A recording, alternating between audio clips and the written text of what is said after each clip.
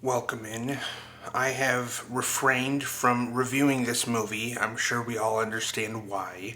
Kevin Spacey has been accused by multiple people for having essayed them, if you don't know that term. I think he did what the accusers say that he did, and the first few accusers of his actually died, and therefore the charges were dropped. Which makes my stomach churn because that points to Kevin Spacey very possibly having some powerful friends or being his Frank Underwood character from House of Cards kinda in real life. He has since been accused in England, and more accusers have come out about him here in the States, and Kevin Spacey was just found not guilty on all charges. I know not how. But anyways, there are so many more reasons that I love this movie, American Beauty, that are far beyond Kevin Spacey. I've addressed it. Let's review American Beauty.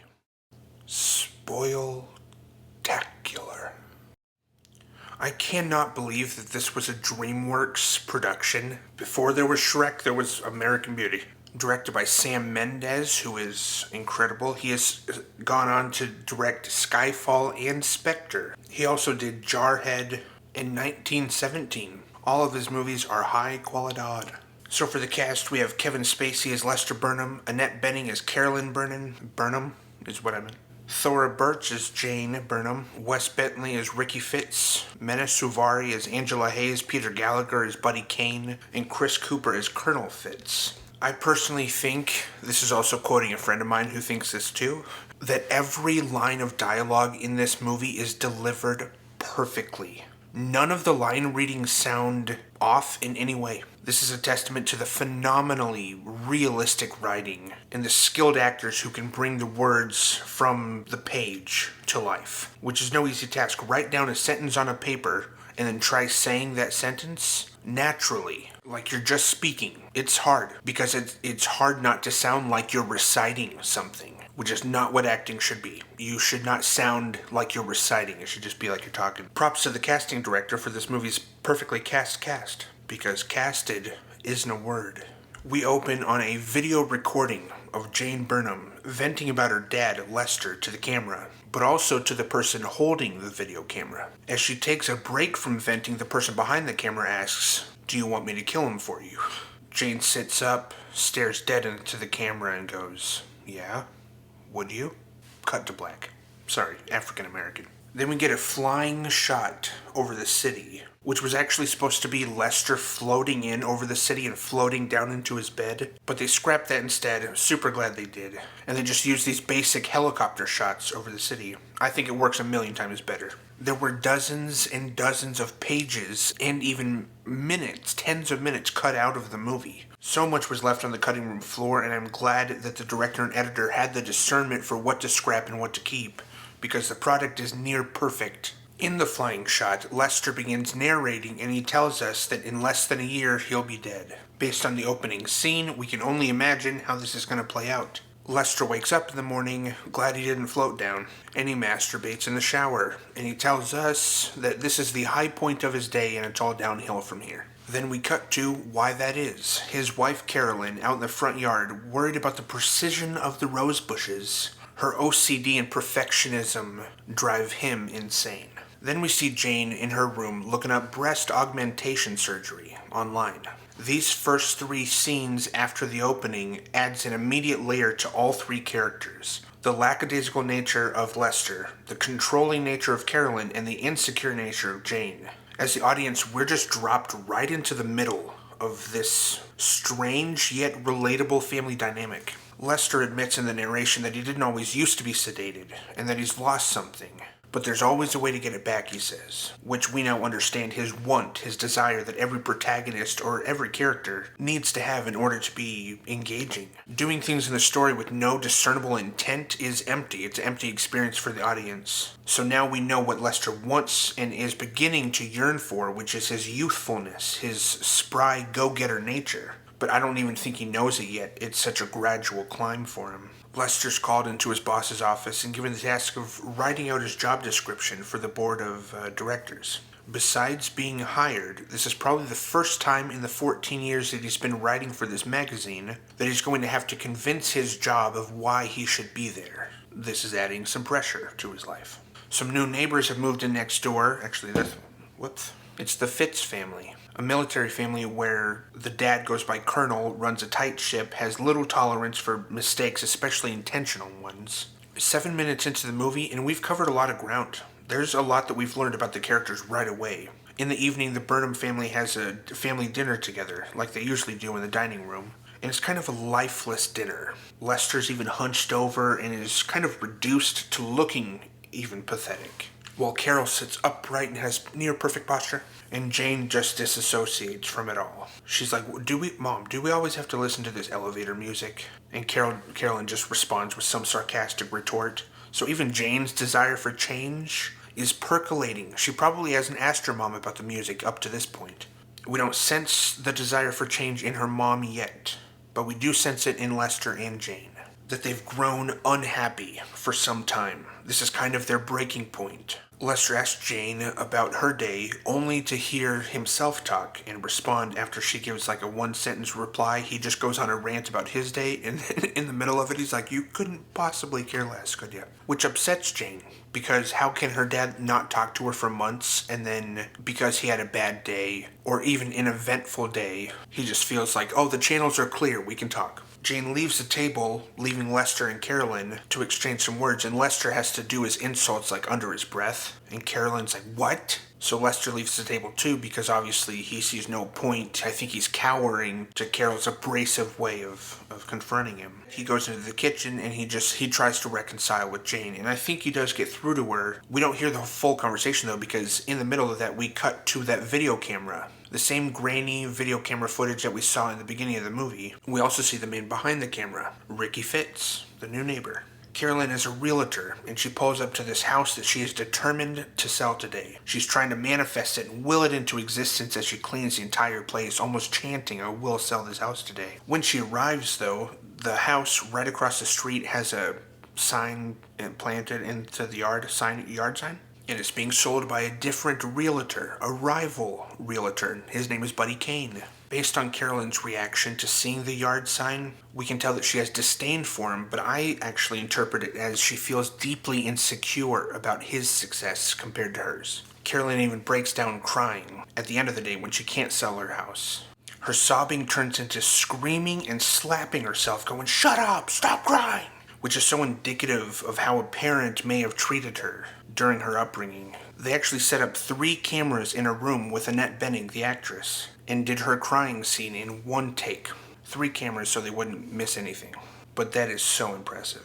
Now, we understand clearly what Carolyn wants in her life. She wants success and acknowledgement for her success. Then we arrive at the inciting incident of the story. Inciting incidents occur in the first act, and it sets the rest of the plot into motion. So for Lester, he sees one of Jane's cheerleading high school colleagues out there dancing on the floor, and he falls head over heels for her. The youth and rejuvenated feeling that he gets from seeing her kind of flips his world upside down almost immediately. Everything goes away and Lester is transported into darkness with a spotlight on that one single dancing cheerleader that we come to know as Angela Hayes. This scene is the second and most blatant motif that we get, with the roses being symbolic and constant in the story. The movie has roses appear in so many different ways, starting with Carolyn plucking the rose branch, I don't know, it's not a branch. And now Angela is opening up her shirt and roses come flying out in Lester's little fantasy that he's having during the cheerleading dance. After the game, Jane and Angela walk out and see Jane's parents standing there waiting for them. Lester's demeanor is dramatically different from what we've seen up to now, and he's mighty inquisitive about Angela and what she's up to tonight. He doesn't realize how blatantly obvious he's being, and totally embarrasses his daughter. In the very next scene, he's laying in bed staring at the ceiling, but the ceiling isn't the ceiling. It's Angela laying in a bed of roses while roses fall down onto him. In the narration, he describes that it feels like he's been in a coma for the last 20 years and he's finally waking up. That same night, Jane and Angela are sitting in a car smoking weed, and we see that they have wildly different approaches to life and their outlook on themselves. Angela understands her beauty and aspires to be a model. She prides herself on men wanting to get with her, and she puts it a little bit more bluntly than that. Jane stays quiet while Angela is talking, and from what we have seen, Jane does not think very highly of herself in terms of beauty. She doesn't expect to be seen or heard by people, so she kind of keeps herself invisible. Jane gets out of the car, starts walking towards the house, and she notices somebody on the porch filming her. And it's Ricky. He stands up and he turns the light on the porch, kind of revealing himself to Jane for the first time. Jane calls him an asshole and then goes inside, but when she does go inside, she can't help but smirk about it. Because for possibly the first time in a long time, she's being seen. She feels seen. The desire to feel seen for people is not a small deal. It is a big deal to feel seen and heard. Try telling me I'm wrong. It's the core of this very movie. All of these characters find people that see them, and it changes the way they live their lives. The intro to Colonel Fitz's character is my favorite in the whole movie. He's reading the newspaper, and Ricky's like, "What's new in the world, Dad?" And Colonel's just like, "This country's going straight to hell." His delivery of it is a lot better, but I die laughing every time. The gay couple from the other side of the Burnham home, they come over to the Fitz's to greet their new neighbors. They say they're partners, and the Colonel's like, "Oh, what do you guys do?" And they say their jobs, which are totally unrelated, and they all just sit there in awkward silence. They probably had to clarify life partners, which then in the next scene, Colonel Fitz is just going on this rant about gay people in the neighborhood. He's really blunt about it. And to stop the Colonel from continuing on with his rant about gay people, Ricky, he says something horrific about gay people. And Colonel is even caught off guard by what his son just said. But he's like, "Me too, son." And later we learn why, and it's actually really sad.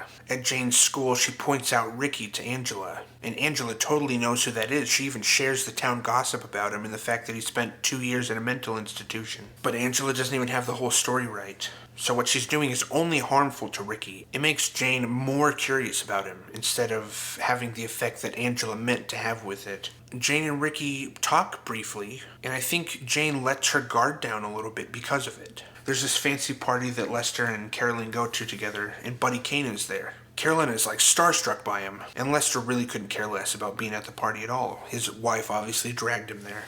The one silver lining to the evening for him, though, is that Ricky is there working as a server, and he makes conversation with Lester, who's sitting there alone at the bar. Ricky goes, "Do you get high?" And by Lester's reaction, we can assume that he probably doesn't get high regularly, but that this is the most perfect question he could possibly be asked right now. So they go outside and start smoking. The manager of the kitchen staff, he comes out and goes, "Dude, get back to work." And Ricky just quits his job right there. He's like, "Don't pay me."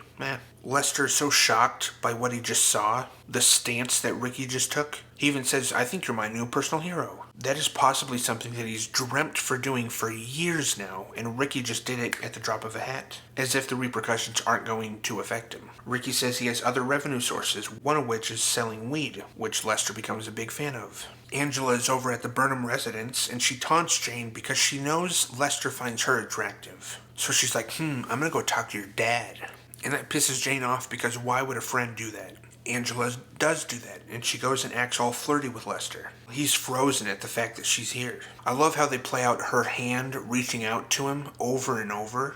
Sensual touch of any kind he probably hasn't felt in a long time, which is something that Angela even said to Jane. He fantasizes again about making out with her and even pulls a rose petal out of his mouth. When Jane says that Angela's going to spend the night, Lester's excitement causes him to cough up his soda. He even listens in on Angela and Jane talking in their room, and Angela's taunting Jane more about saying all these things she'll do to her dad if only he worked out a little bit, and Jane's like, "La ba da ba da da da." But overhearing this causes Lester to go start working out immediately. In the bedroom, the two girls hear a rock thrown at the window, and they look out and see Jane's name written in fire burning in the yard. They know this was probably Ricky, even though it's a little early. Angela starts giving him a show, because obviously she would, but Jane sits down in front of a small mirror, and she's not looking at the mirror, but she is smirking to herself again over the act that Ricky just did, and Ricky zooms in all the way on the small mirror and sees her smile, and that's what he wants.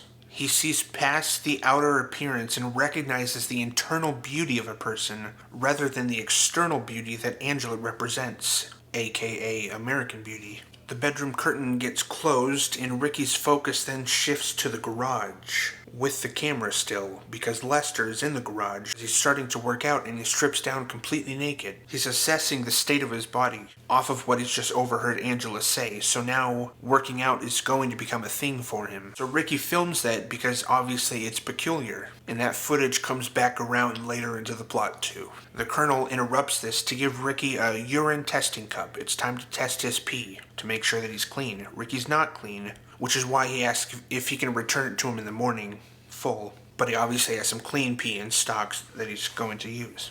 His dad agrees, and then he goes, and just hesitates. And then he says, well, good night, son.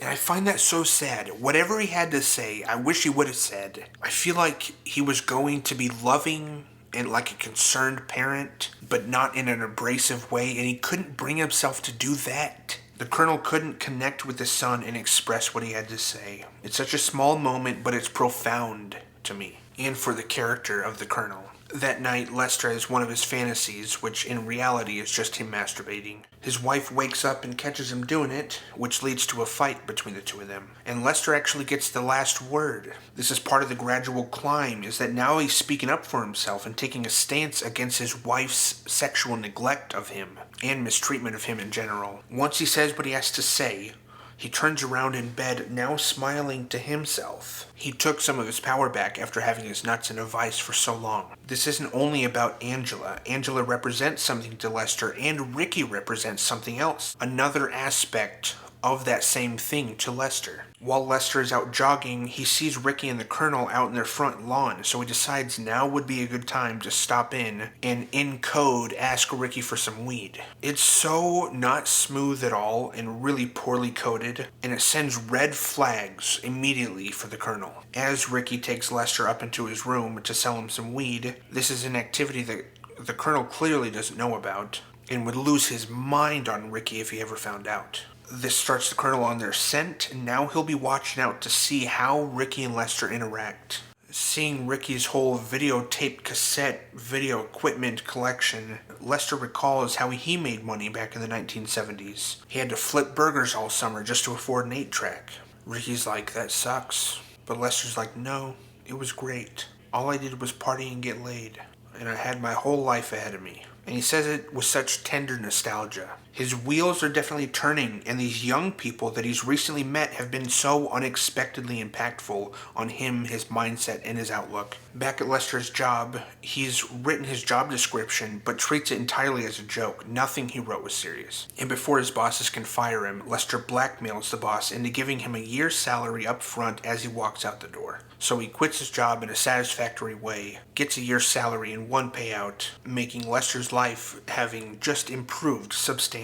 He even buys his own dream car without his wife knowing. He doesn't tell Carolyn. All the while, Carol is having lunch with Buddy Kane, something she's not telling her husband. This is the start to an affair that occurs between the two of them, Buddy and Carolyn, because Carolyn feels inferior to Buddy and superior to her own husband. Carolyn's the type of woman that respects a man she feels inferior to, which is why she's so attracted to Buddy. Things start progressing there, even to the point where Buddy and Carolyn have sex in a hotel room after lunch together. Things are also progressing for Jane and Ricky, because after school ends one day, Ricky is filming Jane, and she tells him to stop, and he puts the camera away, and he goes, okay. And I think Jane respects the fact that he just respected her in that moment. So she's like, do you want to ride home? And Angela's off to the side going, are you insane? No, he's not coming with us. So Jane goes, I'll walk with you then.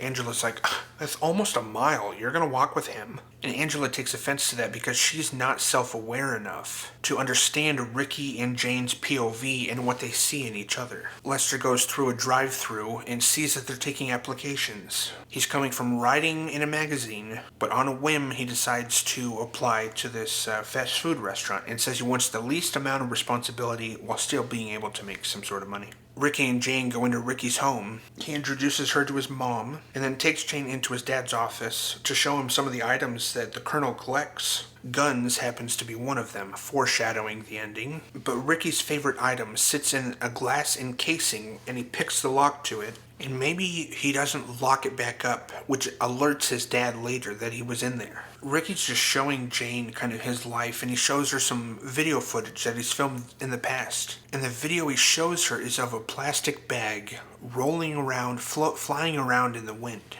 And this is the most tender part of the movie. Ricky even becomes emotional at the beauty of seeing the plastic bag floating around. He says there's so much beauty in the world that he can't take it. He feels like his heart is going to cave in because of it. This shows Jane how widely misunderstood Ricky is, and so she leans in to kiss him, because she actually does see him and she loves what she sees. Ricky obviously does too. The Burnhams have another family dinner, and it's a little bit more eventful than the last one. Carolyn is laying into Lester for quitting his job that day, because this is out of the blue. She doesn't understand Lester's transformation going on. That is, until Lester makes himself abundantly clear. Kevin Spacey was supposed to just drop the plate of asparagus on the ground to interrupt his wife because she interrupted him, but instead of doing that, he just chucked it at the wall. And so Annette Bening and Thora Birch, their reactions are legitimate. I love that they didn't break character, they just stayed shocked as their characters. But yeah, Lester stands up for himself in a really big way that night. After he says what he has to say, everybody just stays silent at the table.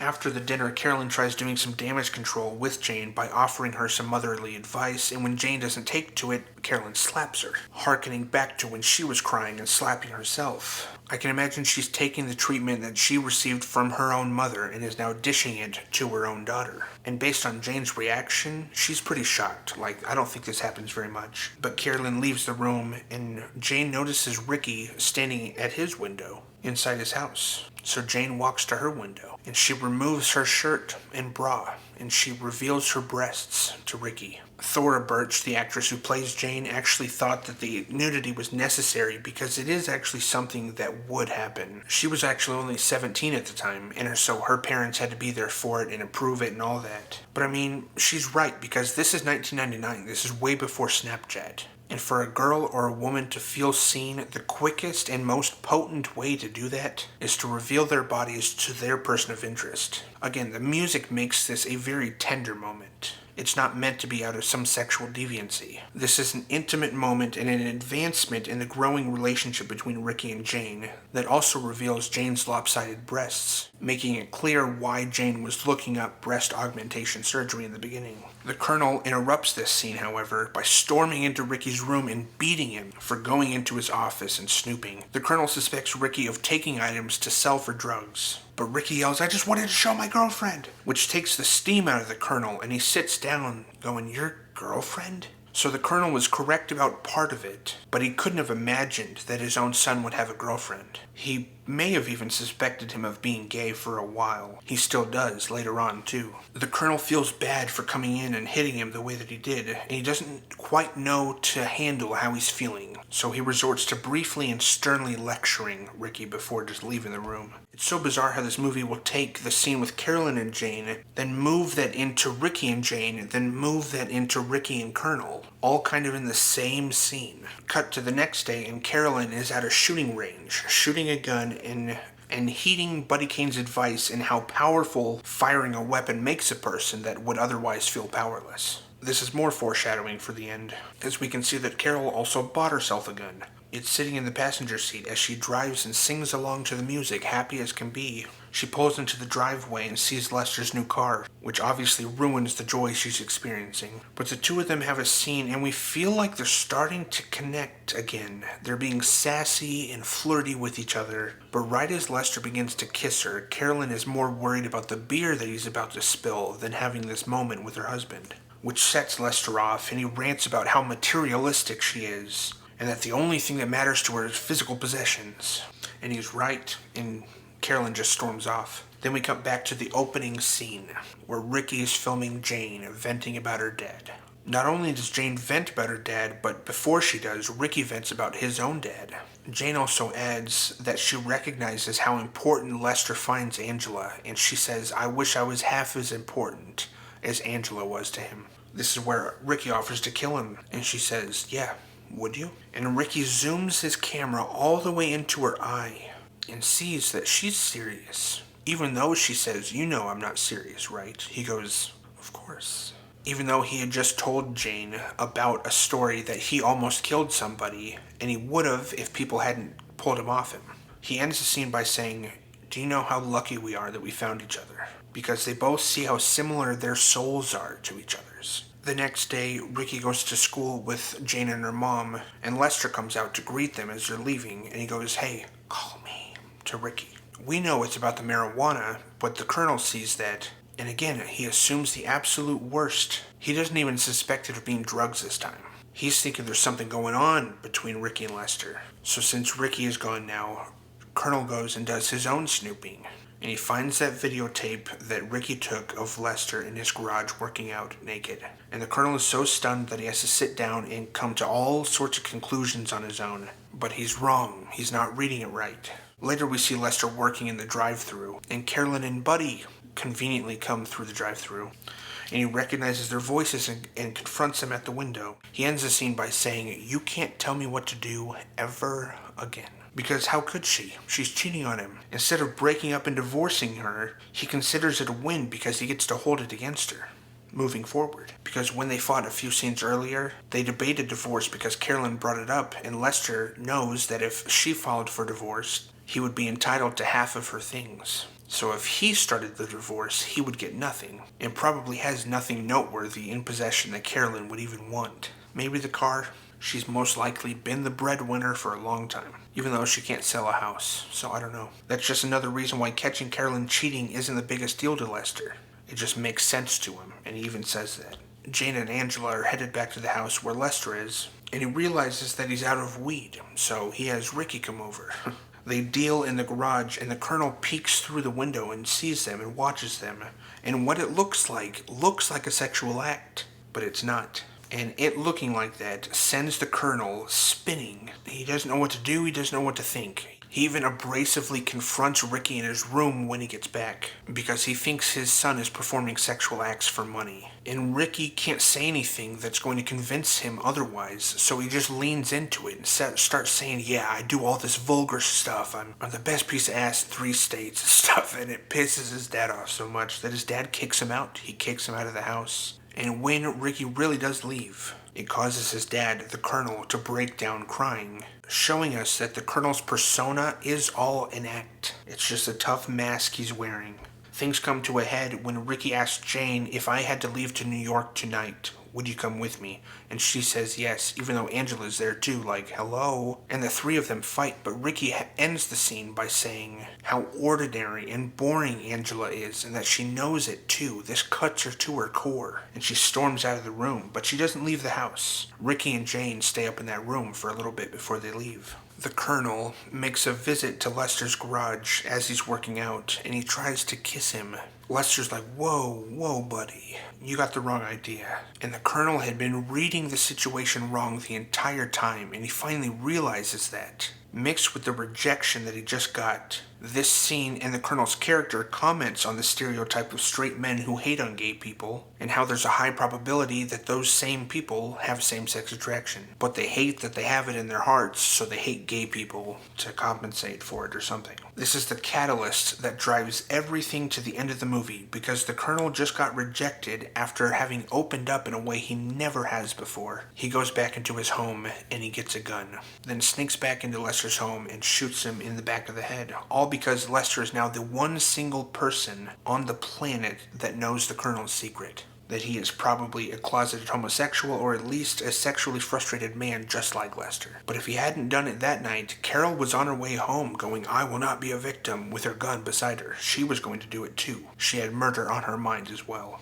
Lester was just going to be killed that night. The Colonel just took the burden off of Carolyn having to do it herself. But before Lester gets killed, there's a scene with Angela in the living room, and they do actually end up kissing, and she confesses that she's a virgin. Even though she's bragged about all these countless times she's had sex, none of it was true. Angela just knows that usually people as attractive as her are having regular sex. But she's just a phony. She's putting on a show. So when she offers her body to Lester, instead of accepting her advance, he actually becomes more of a father figure in that moment, and he covers her. The fact that she's a virgin is what makes Lester stop, and he just comforts her instead. He just talks to her because I think that's the real connection that each of them needed. It was just to talk to somebody. Angela asks him, "How are you doing?" And Lester reflects that it's been a really long time since somebody asked him that. And Lester recognizes that for the first time, "I'm great." And this is when he's shot and killed. The gunshot echoes throughout the house, making Ricky and Jane come downstairs and see Lester dead with a slight smile on his face. Ricky stares at it because it reminds him of the dead bird that he had told Jane about when they were walking home, and how it was one of the most beautiful things he had ever seen, a dead bird. And now as Lester lays in a pool of blood with a smile, it's true beauty to Ricky, but not in a twisted way, in a wholesome way of finding beauty in the ugly things. Carolyn comes back home and finds her husband dead as well, and she has no idea what happened because she was about to do it. And she runs upstairs, hides the gun, and then sobs and falls into Lester's clothes that are hanging in the closet, showing us that she might not have followed through with it. Seeing as how she's currently reacting to his death, the reality of it is more shocking and devastating than she had anticipated, and that's where the movie ends. I think this movie is rich in human emotion, human psyche, and human exploration as a whole. The writer and director understand people, and I've heard directors be called mini psychologists because they see people and their profound complexity, and they're able to emulate that in their work. What we're seeing on screen is fabricated and fake, but it's mirroring humanity in a real way. People can be really like this and that dysfunctional. I love how this movie captures and explores people.